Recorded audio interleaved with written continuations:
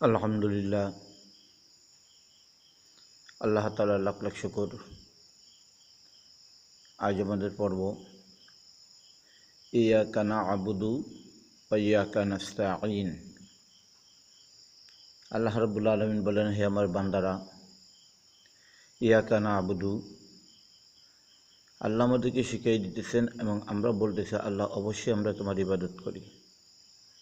ওয়া ইয়াকা নাস্তাঈন, এবং তোমার সাহায্য প্রার্থনা করি। তো আমরা আল্লাহর কাছে বললাম, আল্লাহ আমরা তোমার ইবাদত করি, আল্লাহ তোমার সাহায্য প্রার্থনা করি। আসলে আমরা মুখ দিয়ে বলি, কিন্তু আমরা আল্লাহর পর আমাদের তাওয়াক্কুল নেই। আমাদের তাওয়াক্কুল চলে গেছে সব গায়রুল্লাহর পরে। আজ দুনিয়ার মানুষ আমরা যারা রয়েছি, আমরা এমন বিরাট বড় বড় ভুলের ভিতরে রয়েছি, যেই ভুলটা হচ্ছে আল্লাহ রাব্বুল আলামিন নিজে কালামে পাকের ভিতরে বলেছেন যে যারা জানে এবং যারা জানে না তারা কখনো সমান হতে পারে না।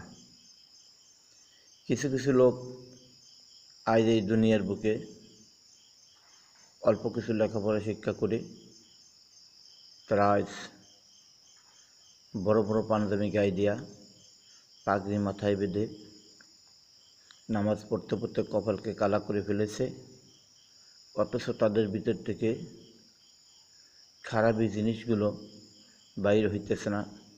তারা নিজেরাই দলিন বরবতের ভিতরে পড়ে যাচ্ছে এবং তারা খারাপের ভিতরে রয়েছে, কখনো অনুভব করে না।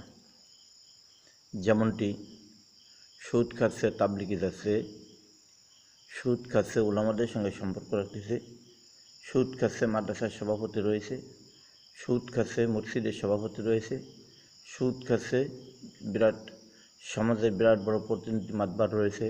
এরকমের হাজার হাজার শত শত মানুষ আজ বাংলাদেশের ভিতরে বিরাজ করছে। তবে আজ আমার প্রত্যেকটা লোকের কাছে আহ্বান থাকবে, যদি আমরা সত্য করে কোরআনের ছায়াতলে আসি, যদি আমরা সেই রাসূলুল্লাহ সাল্লাল্লাহু আলাইহি সাল্লামের তরিকা অনুযায়ী আমরা চলতে পারি, তাহলে আমাদের থেকে সুদ ঘুষ এই সব কিছু বিনষ্ট হয়ে যাবে। যেমনটি দেখেন, আফগানিস্তান যখন তালেবানের হাতে সাহায্যে চলে আসছে, তালেবান যখন সেখানে আজকে রাষ্ট্র পরিচালনা করছে, সে সমস্ত সৈনিকদের ভাব এবং মূর্তি কতই না সুন্দর দেখা যায়, কতই না ভালো দেখা যায়। তাদের মুখে দাঁড়িয়ে আছে, তাদের সুন্নাতের লিবাস আছে।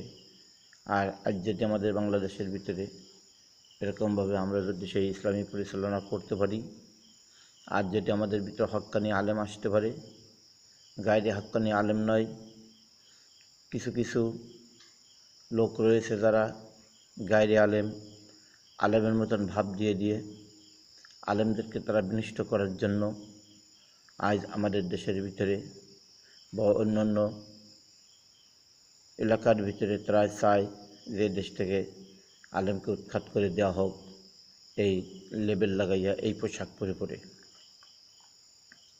তাই আমরা যারা এরকমভাবে পোশাকদারি নামদারি রয়েছি, প্রত্যেকের কাছেই আহ্বান থাকবে যে আমরা ফিরে আসি কোরআন এবং হাদিসের ছায়াতলে।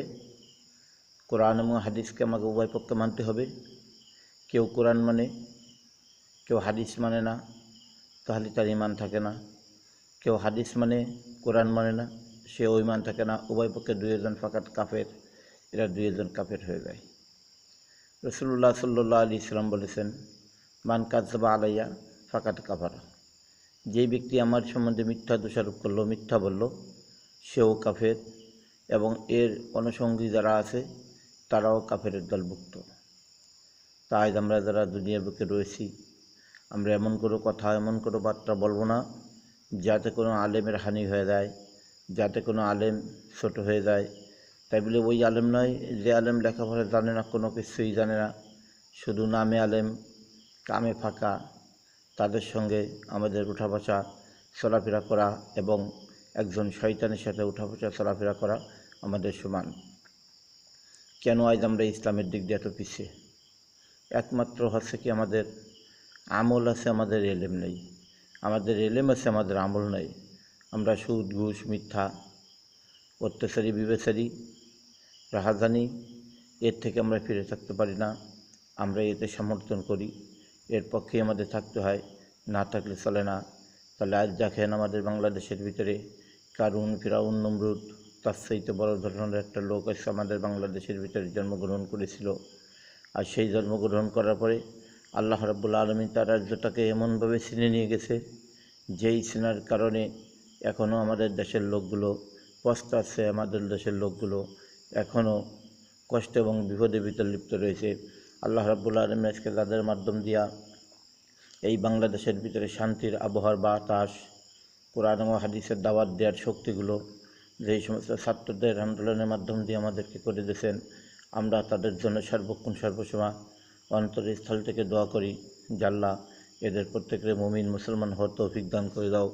এরা বাংলাদেশের ভিতরে যেরকমভাবে কোরআন ও হাদিসের কথাবার্তা বলার জন্য সুযোগ করে দিয়েছে, আল্লাহ তুমি এদেরকে সেরকমভাবে জান্নাতবাসী করে দিও। আমরা এই দোয়া তাদের জন্য করতে থাকি। আমরা সকলেই তাদের জন্য দোয়া করব।